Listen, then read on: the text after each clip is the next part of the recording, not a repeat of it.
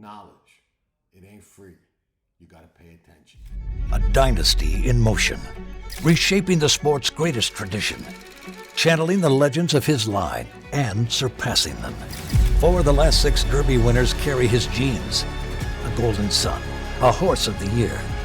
Another chapter written beneath those iconic spires.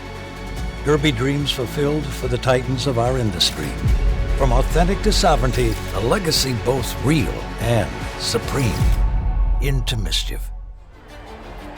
And they're off in the Kentucky Derby. You're watching Past the Wire TV, the biggest races at the best tracks. From the Kentucky Derby to the Breeders' Cup. The best horse racing coverage is right here on Past the Wire TV.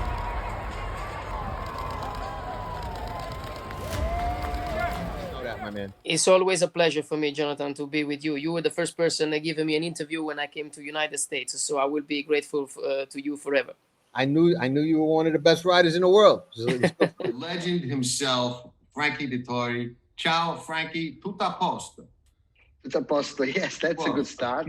So you haven't lost.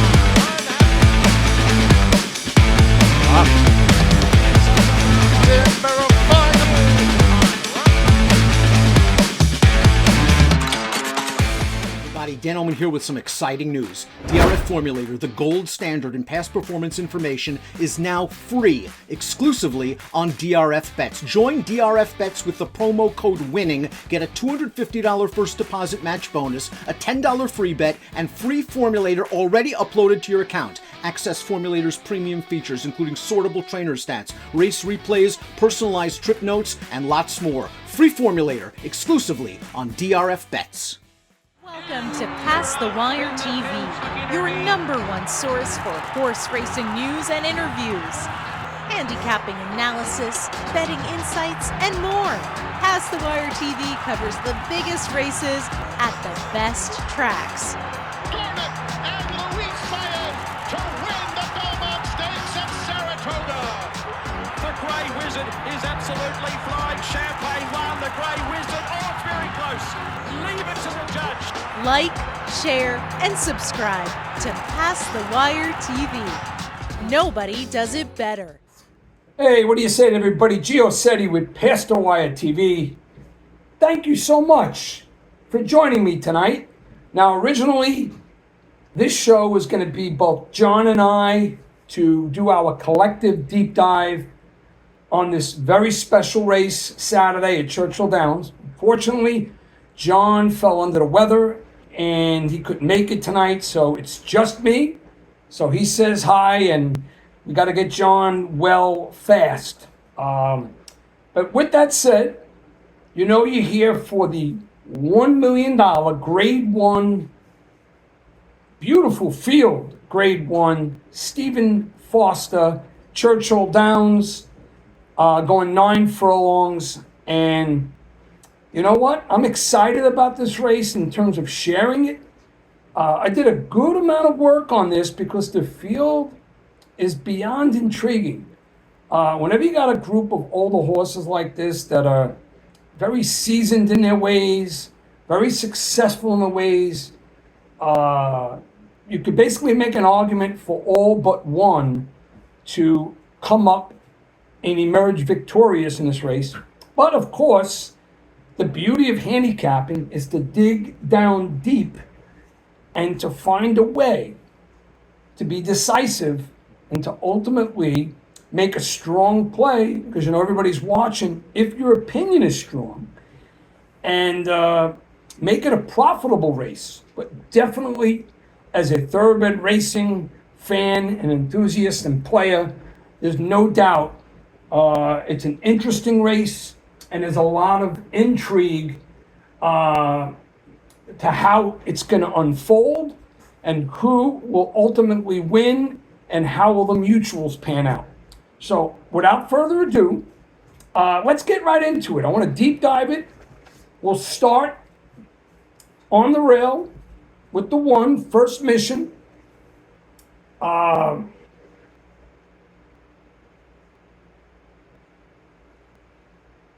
Brad Cox, Luis Saez. So much to gather with this guy most recently, because he's coming off two really, really strong races, in my opinion, since he's turned the age of 5. So he's 2 starts into the year. His last was not only strong, but he ran a big number as well. I didn't confirm what the thoroughgraph number was. One thing I was telling John, I know his buyer is a 109, but when you watch the race and you see how strong he was and how, in a lot of ways, how decisive he won and he drew clear later, in my opinion, I knew he was going to win as the race was unfolding. But I just felt like he ran a negative number there with the thoroughgraph, and it was his career best buyer. Now, he could be best at 8.5 furlongs, a mile and a 16th. And keep in mind, he has no Grade 1 wins. However, he's a 2-time Grade 2 winner and a 2-time Grade 3 winner. And when you look at his workout tab, since running that big race on April 19th at Oaklawn over in Arkansas, he's working brilliantly. So he's fresh, he's fit, and he's dangerous. So overall, because of his works, and that he could be getting even stronger at the age of 5, at least that's something I saw in race review. No doubt the talent's always been there, okay? He's got 3 races at Churchill. He's won over the track, and he's won at the distance. But part of me feels that his very best distance could be a mile and a 16th. But he's good, real good, and he's a contender in this race. And you'll see, of course, at the end, you'll hear what I'm saying as I'm deep diving, but you'll hear at the end how I see the race unfolding in terms of my precise order and how I'm going. But a strong contender, especially if he equals his last, and if he moves forward, he could win this race. The 2 is Mindframe. Great combination. If you follow the game, you got Irad up for Pletcher, for Rapoli Stables. This horse has always been blessed with a wealth of talent. Second in the Haskell last summer at the distance to Dornoch. Second in the Belmont to Dornoch. So here's a horse that's won 4 races out of 6. And the only 2 races he lost, he lost, were both strong races to Dornoch. And you know how Dornoch ended his career? A gutty, gritty game horse.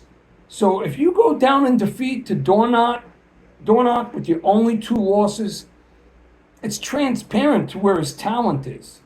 So he is a lightly raced 4-year-old. He never ran as a juvenile. I have no reservations about the distance. He doesn't have as much of a body as work as many of his opponents in the field. Like I said, he's lightly raced.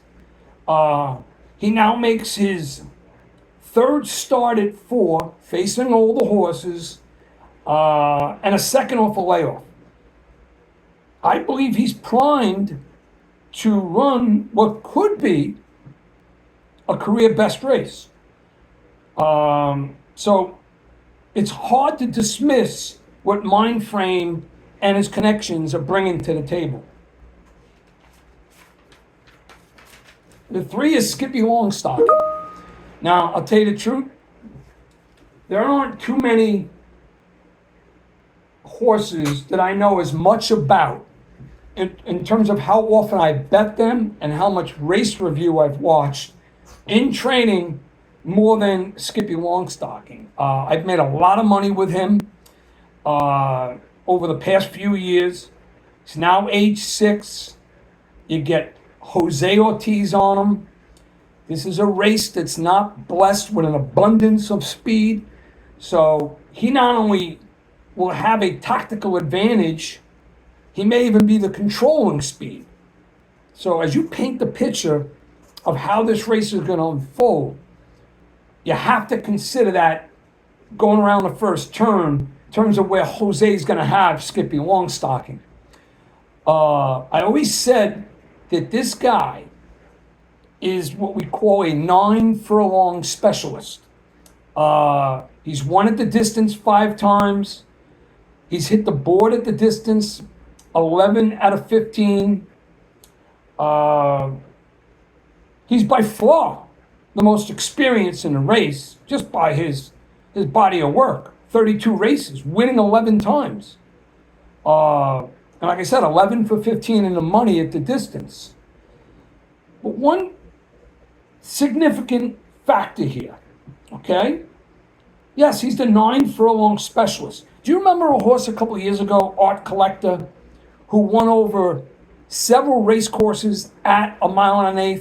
That's who Skippy reminds me of. And he's even better than Art Collector was. So, obviously, there's no reservations about the distance. And he was 3rd last year in this big race. But here's the issue.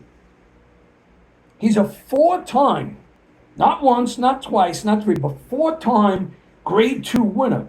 He's also a 3-time Grade 3 winner.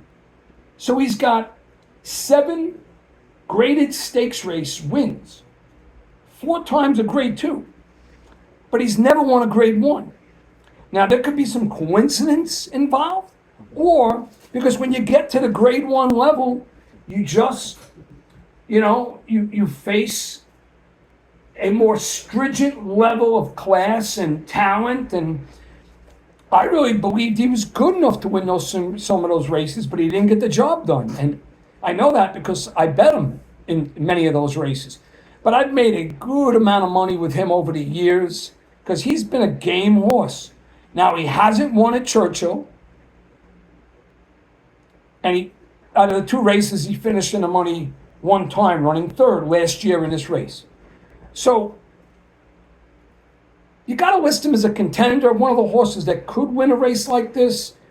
But to me, because to the level of talent he's facing, others are more appealing.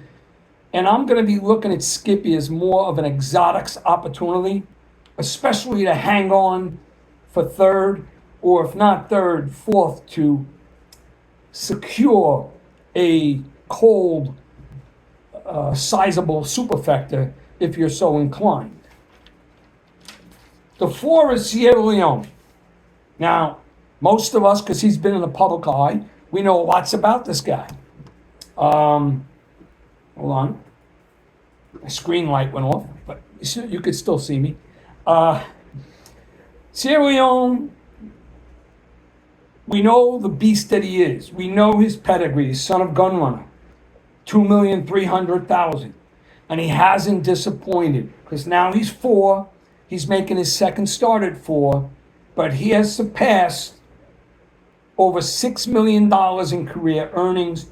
And we know why that number is there, because he is a Breeders' Cup Classic winner, Grade 1. And it's not his only Grade 1. Let's see, did he have another one? Let's see, I believe he does. Hold on.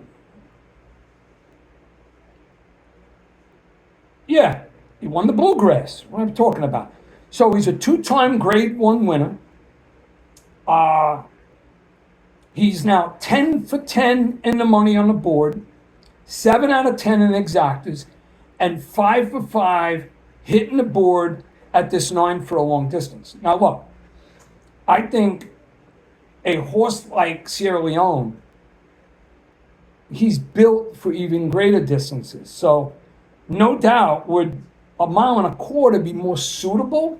Yeah, because he's proven that, he's got the pedigree, and, you know, either way, I don't have any reservations, but he could probably use a little more distance.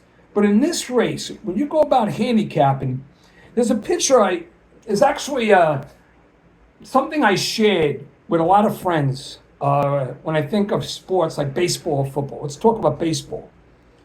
In baseball, if you're down 2 in the ninth, and it's the bottom of the ninth, and you need a big hit, I want to go with the player who's got the greatest potential to drive a ball in the gap or hit one out.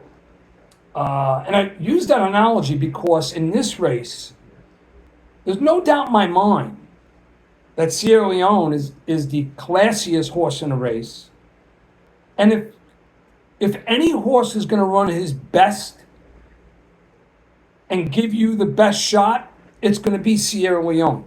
So I use that baseball analogy because as I was doing and completing my handicap, I said I just said to myself, with Pratt up for Chad, and a lot of people may be looking into his first start at 4, you know, in that short field, he took in all the money and he just didn't have his very best, and that was at a mile and an 8. I think that was more of a fairgrounds issue rather than a Sierra Leone issue. Even though he's won over that track, but when he won over that track, he won in a slop. So there are many contributing factors. I just felt like he really needed that race, and this is an opportunity. Remember, Stephen Foster, win and you're in for the Breeders' Cup Classic for all the horses. I trust Pratt, I trust Chad Brown, and I trust that even though there's a tremendous amount of talent in this field, I feel with a moderate to fast pace, and at this level, it's likely going to be moderate to fast. It's not going to be pedestrian. As long as he has moderate, would it be better at a mile and a quarter? Yeah, but 10 for 10 in the money. He's basically never run a bad race. He's proven at the distance. He's beaten better horses, as well as, you know, losing. Like I said, he lost to Dornock and Mindframe in the Belmont, but, you know, and he lost by this much to Mystic Dan in the Kentucky Derby. However, he's defeated Fierceness. And I always said, at least early this year, and I still believe Fierceness could be the best horse in training, even though he didn't win the Met Mile. You know, his Breeders' Cup Classic, if he runs back to that race with the number he ran, he's the best horse in the race, and he will win if he runs back to that type of effort. Just remember, that was obviously a mile and a quarter, and he's got an 1/8 less to work with.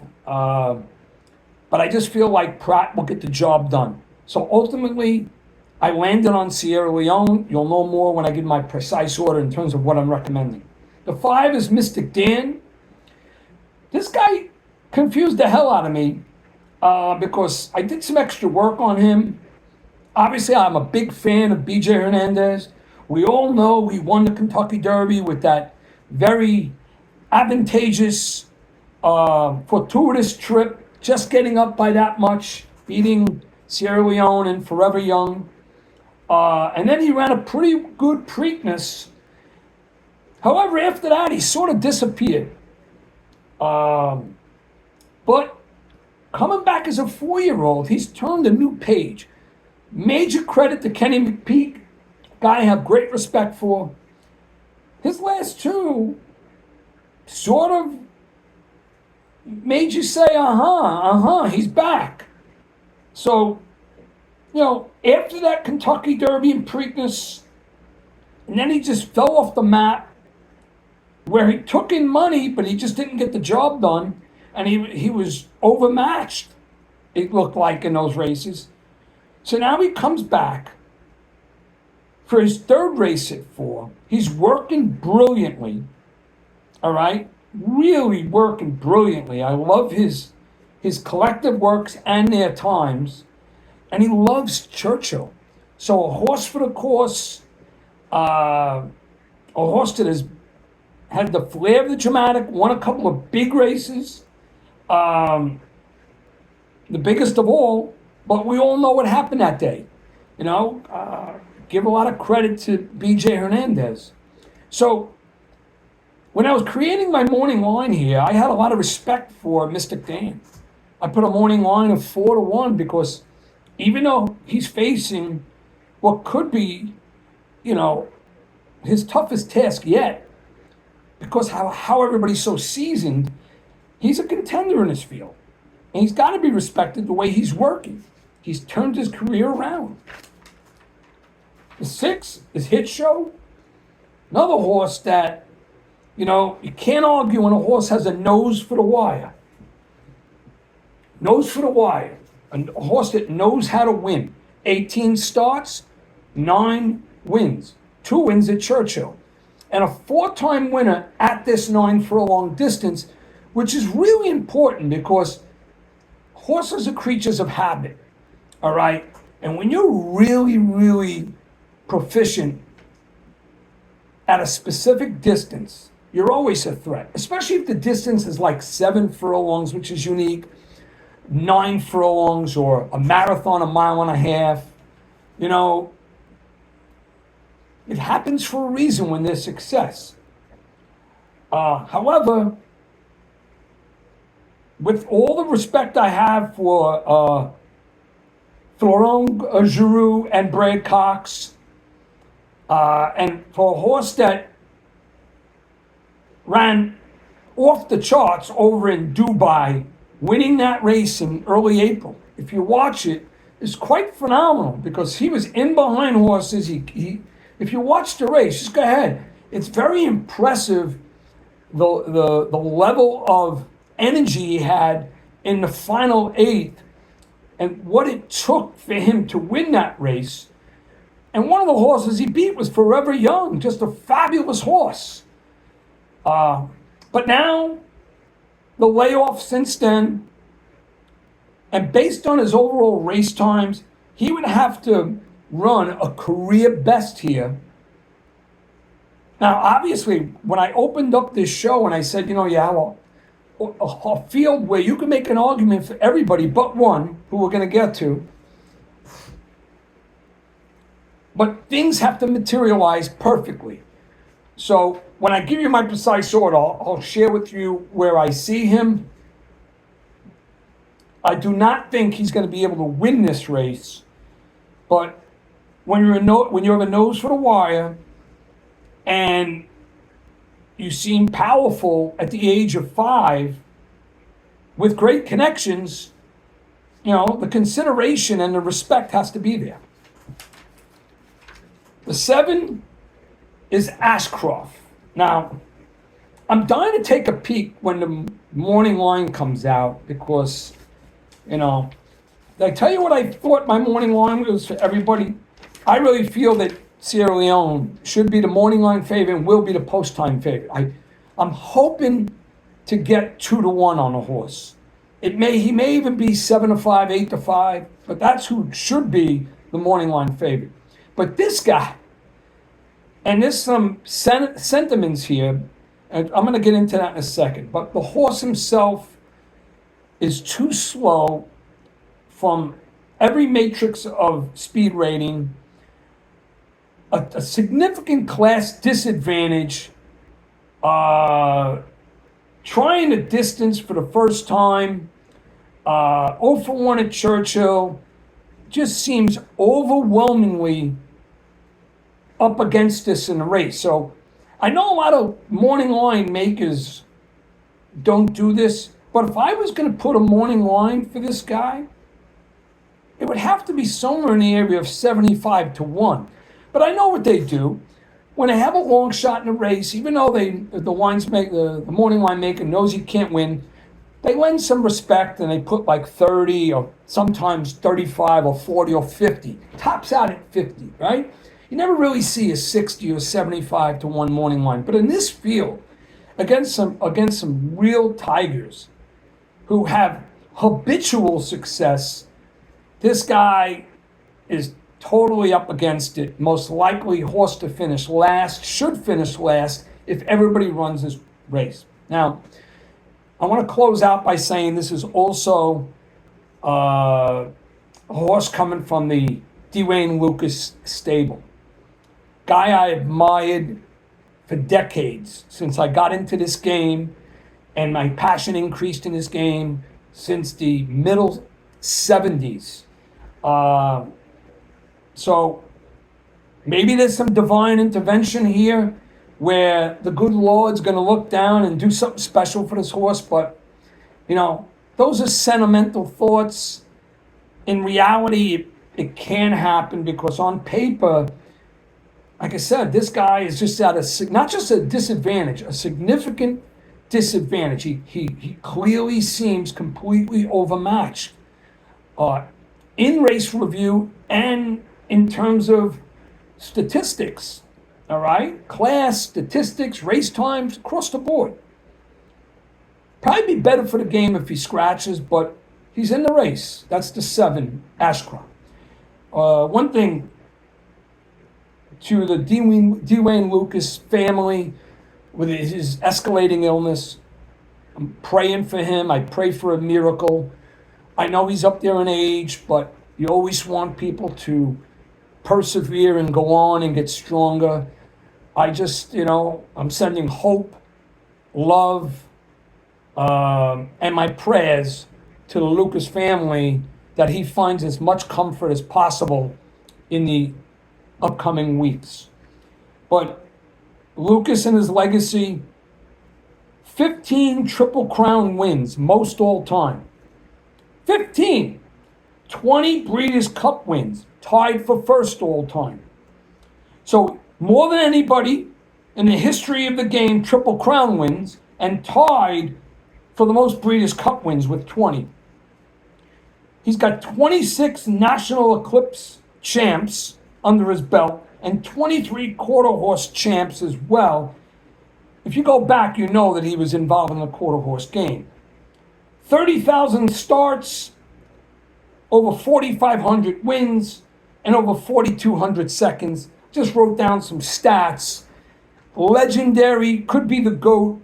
We all know that another great trainer, Stephen Asmussen, leads all trainers in North America with almost 11,000 wins, and he's got 9,000 seconds and 54,000 starts. But what separates the coach from everybody is how long he's been at it and his flair for the dramatic when the stage was the biggest with all those Breeders' Cup and Triple Crown wins. A brilliant horseman, a nice guy, a sweetheart. I haven't met him like I've met many others, but from what I've read and what I've heard from so many people within our industry, I just know it's validating. So all the very best to Dwayne, and thanks for taking in this deep dive. Let me give you a little bit of a forecast of what lies ahead. I got a lot of work to do on the Haskell. It's something that I greatly deep dive and embrace every year. So we got a few weeks. I think from this Saturday, it may be 3 weeks away. That's actually the only day in the whole summer that I pass on Saratoga because of my involvement with the Haskell Stakes and the undercard, which is a spectacular card every year. And I'll be writing a pretty good column even before that with some great moments in Haskell history. And of course, we have Saratoga on the horizon. I'll be part of Saratoga all summer long. You'll be seeing John and I, and perhaps Big Race Jim doing our Saratoga Saturday shows. So thanks for watching. Let me know in the comments. I'm already saying goodbye. I didn't give you my precise order. Jesus Christ. See, when you're doing a show alone, I thought I was going to be with John. I was very prepared, but let me give you my thoughts how I'm going to bet the race. So I like Sierra Leone. Class of the race. I trust Pratt and I trust Chad Brown. I think he gets up to win. Do I wish the distance was 1.25 miles? Yeah. But that's who I land on. Now my key exacta, I'll give you my full order of finish. The full order is 4-1-3, and then 5-2-6 is a grouping. So it's 4-1-3, and then 5-2-6 or 2-5-6 or 6-2-5. To me, all three of those horses have the same graded probability in this race.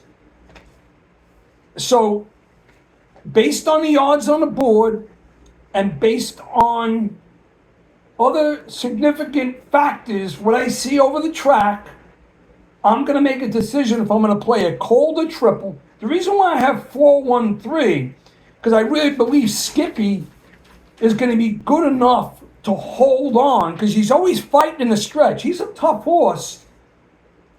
And I feel he's going to be passed first by First Mission and second by Sierra Leone. So I'm on Sierra Leone and First Mission. That's my strongest exacta. And then Skippy third.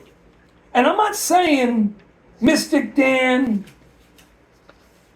Mindframe, or Hit Show can't run third here, or even second. They're all good enough to win the race.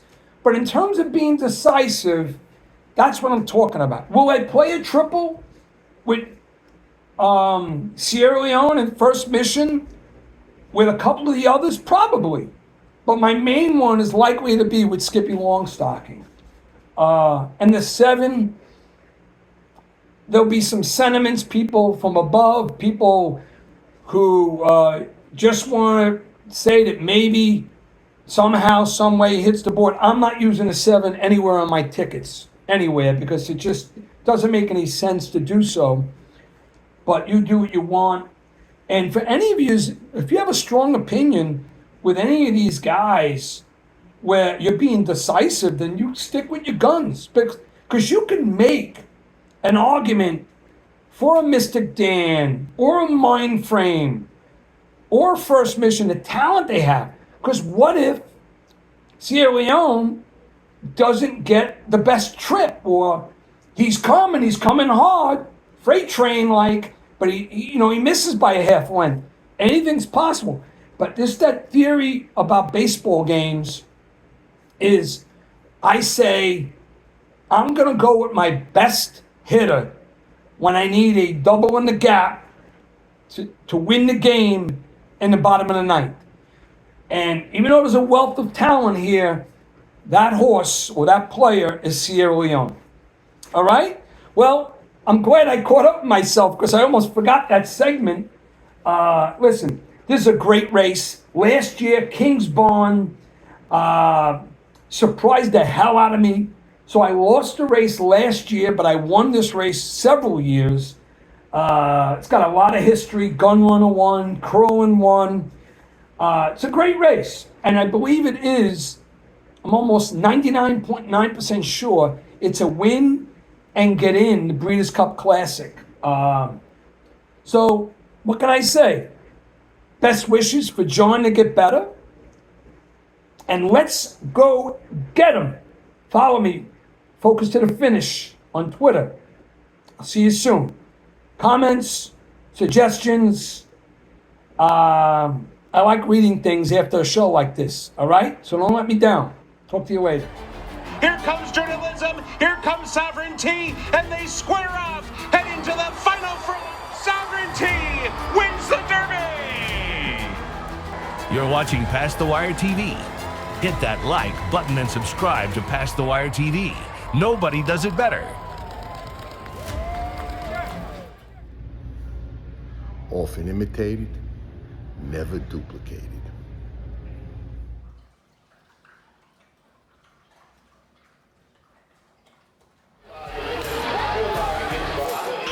Nobody does it better.